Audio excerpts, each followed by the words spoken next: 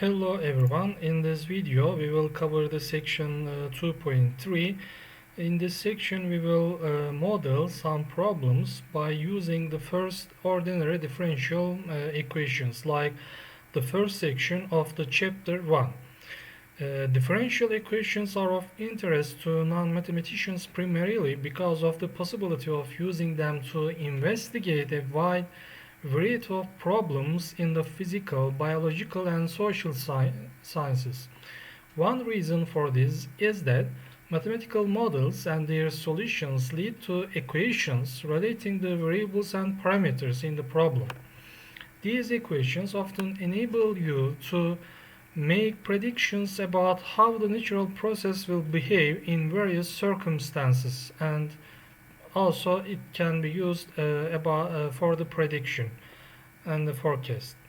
It is often easy to vary parameters in the mathematical model over wide ranges, whereas this may be very time consuming or expensive, if not impossible in an experimental setting.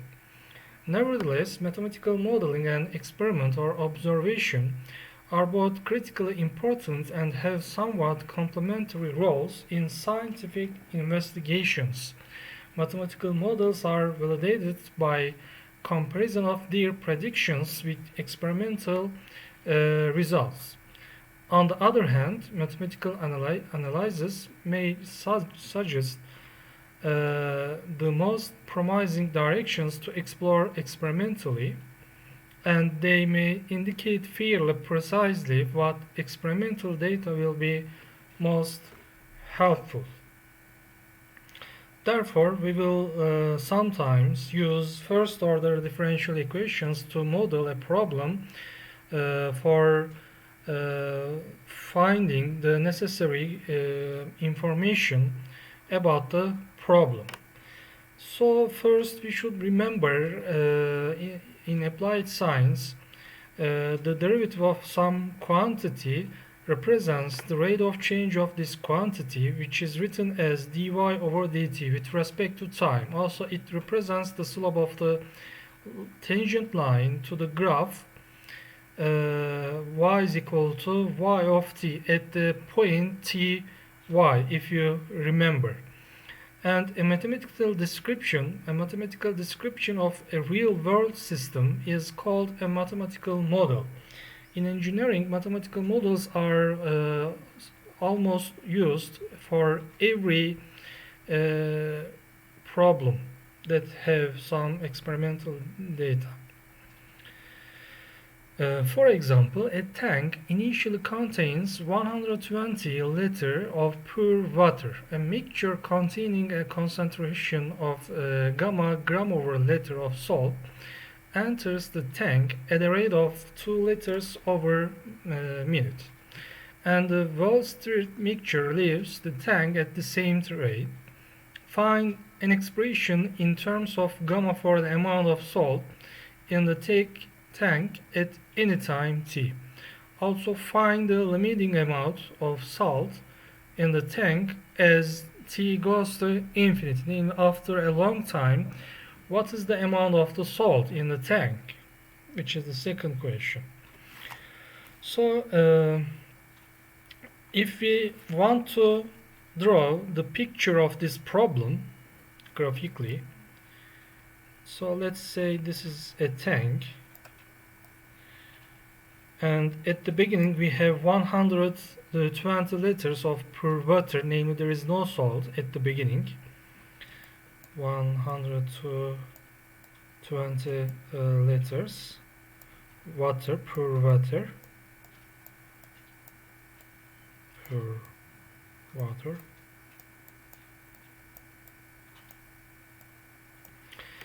So a mixture containing a concentration of gamma gram over liter of salt enters the tank at the rate of 2 liters over minute. Namely, a mixture enters the tank such that it contains a gamma gram of liter of salt. Okay, gamma gram over liter of salt.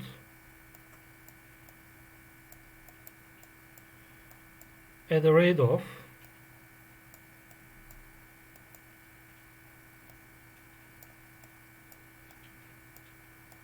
at the rate of 2 liters over mean, 2 liters over time. And also the well-stirred mixture after this operation leaves the tank at the same rate.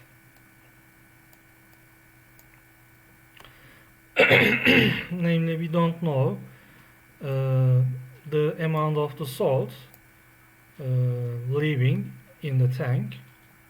Let's say A gram over liter. Let's say X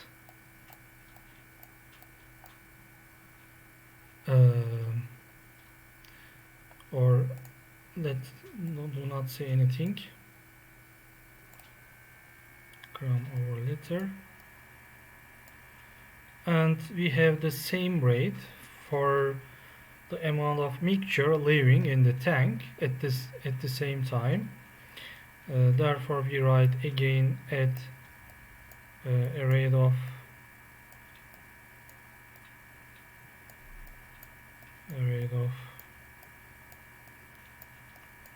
2 liters over time.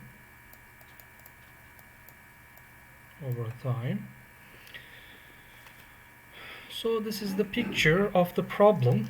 So we want to find an expression in terms of gamma for the amount of salt in the tank at any time during this process. So let's say A of t amount of salt at any time. Okay. So the net rate of change of salt for its amount is equal to the rate at which salt is entering the first process minus the rate at which salt is leaving, which is the second process. Therefore, if you remember, like this one, the derivative of the amount of salt with respect to time represents the rate of change of salt. Therefore, we write dA over dt is equal to the rate at which salt is entering, can be found by using the given information in the problem. The amount of salt is gamma gram over liter, written here, times the rate of the salt entering. So we write 2 times liter over time minus for the amount of salt leaving. So we have a mixture in the tank such that the amount of pure water is 100 to 20 liters, and we don't know the amount of salt exactly, which is denoted by bigger A. Therefore, for like this one, we have a gram of salt and 120 liters of water.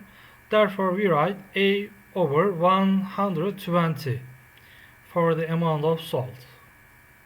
Okay.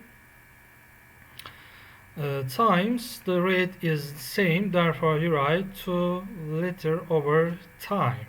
Okay.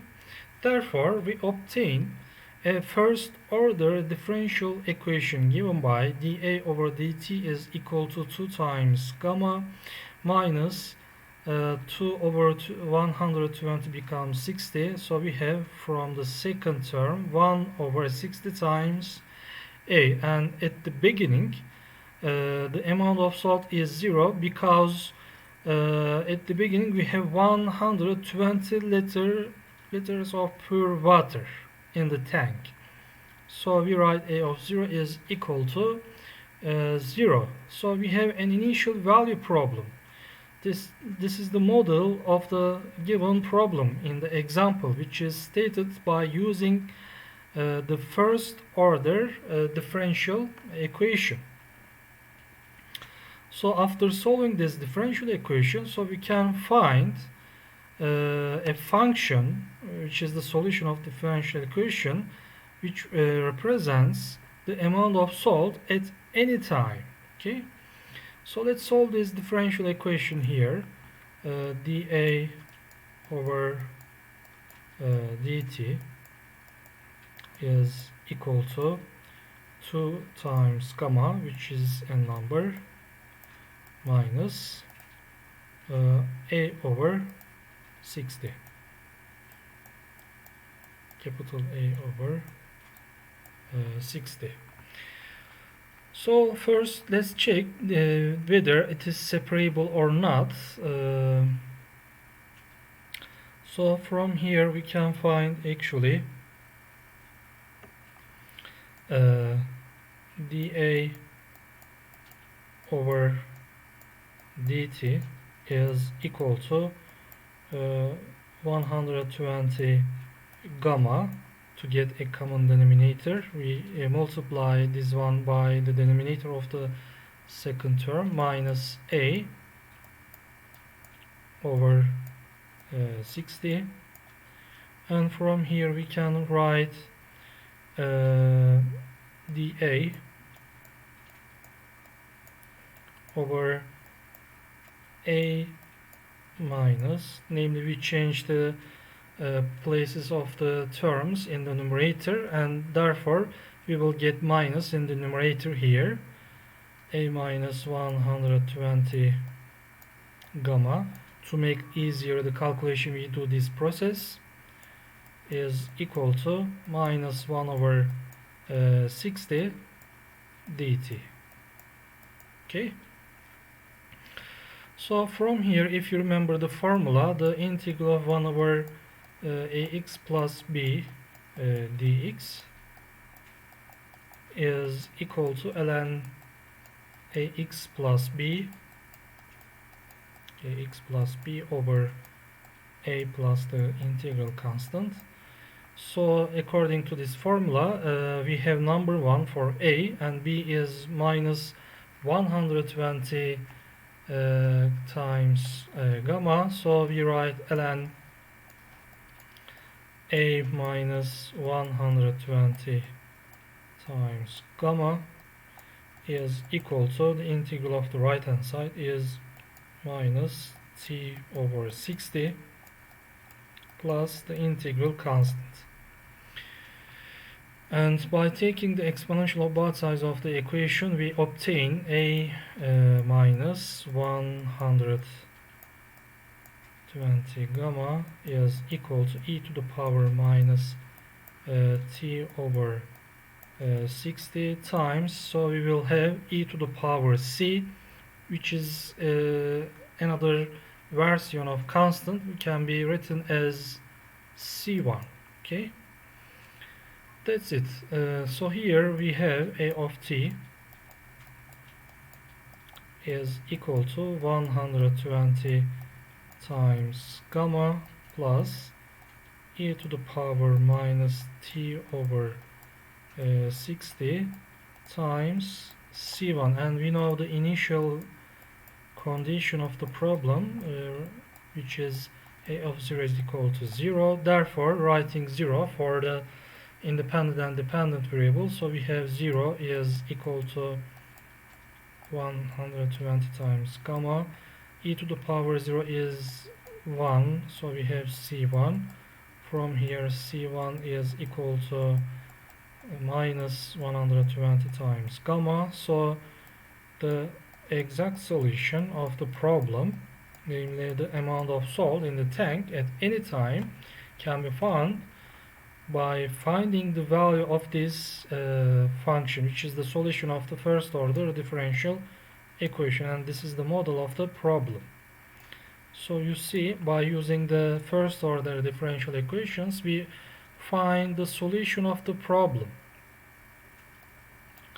minus 120 gamma times e to the power minus t over 60. Okay, this is the solution of the problem. And after a long time, namely t goes to infinity, we will find the limit.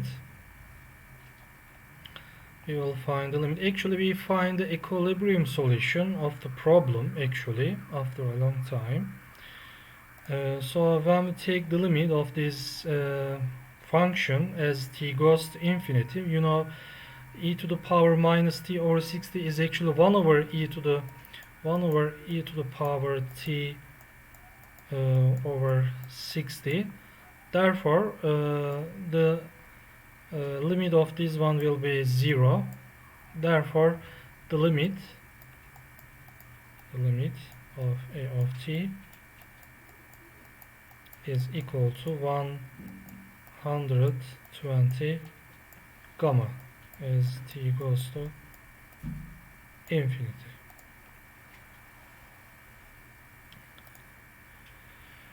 Another example, suppose that a sum of money is deposited in a bank or money fund that pays interest at an annual rate R. The value bigger S of t of the investment at any time t depends on the frequency with which interest is compounded as well as the interest rate. Financial institutions have various policies concerning compounding. Some compound monthly, some weekly, some even daily. If we assume that compounding takes place continuously, then we can set up a simple initial value problem that describes the growth of the investment. Here, our problem is to describe the growth of the investment.